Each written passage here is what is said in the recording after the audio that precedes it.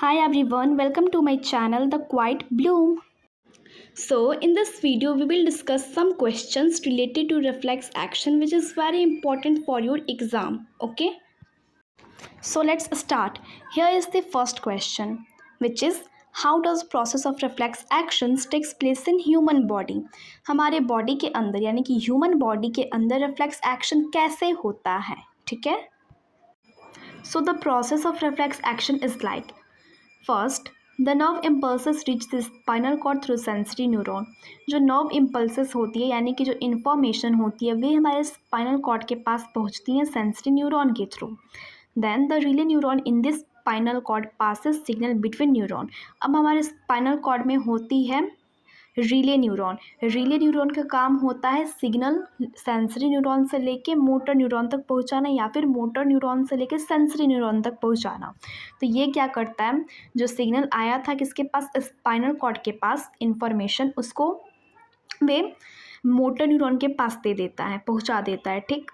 Then the motor neuron pass the signal for response to the organ that need to respond to stimulus. अब जो motor neuron है ये organ को बोलता है, ये ऑर्गन को सिग्नल देता है कि आप रिस्पॉन्स शो करो स्टिमुलस के प्रति. ठीक.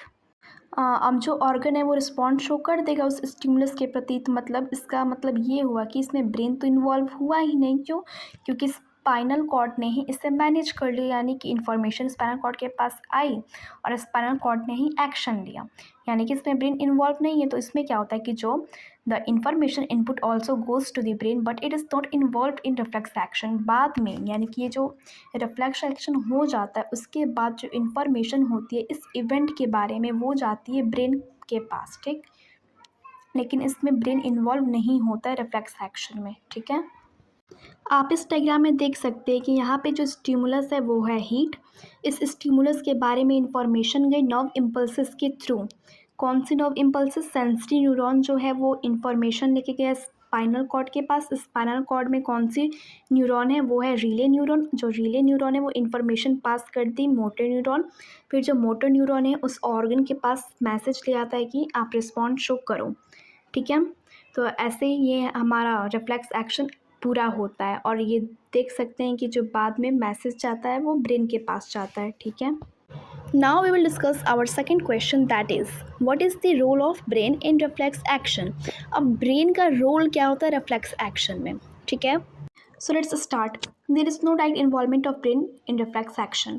जो हमारा ब्रेन होता है उसके इन्वॉल्वमेंट नहीं होता है रिफ्लेक्स एक्शन में.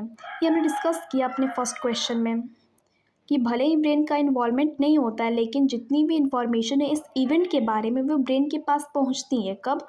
रिफ्लेक्स एक्शन हो जाने के बाद. क्यों पहुंचती है आगे है इसमें. When reflex action are generated in the spinal cord, the information also reaches brain. This helps the brain to record this event and remember it for future uses. क्यों पहुंचता है आखिर इन्फॉर्मेशन इसलिए पहुंचता है जिससे जो हमारा ब्रेन है इस इवेंट को रिकॉर्ड कर पाए, इस इवेंट को याद रख पाए, जिससे कि ये फ्यूचर में उसको काम है, फ्यूचर में ये बच सके उस इवेंट से. ठीक. So that the person get awareness of this stimulus and prevent himself from that situation again in the future. ये अवेयरनेस क्रिएट कर देता है उस पर्सन के दिमाग में, यानी कि उस पर्सन के बॉडी में वो अवेयरनेस क्रिएट कर देता है इस स्टिमुलस को लेके, ताकि वो जो आदमी है वो बचा रहे, उस आदमी को कोई हार्म ना पहुँचे.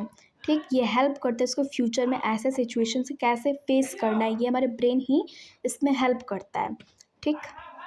तो आज का हमारा टॉपिक ख़त्म होता है, मतलब क्वेश्चन ख़त्म होता है रिफ्लेक्स एक्शन से जुड़े. ठीक है. So thank you and subscribe for more such videos. Okay, till then, bye bye.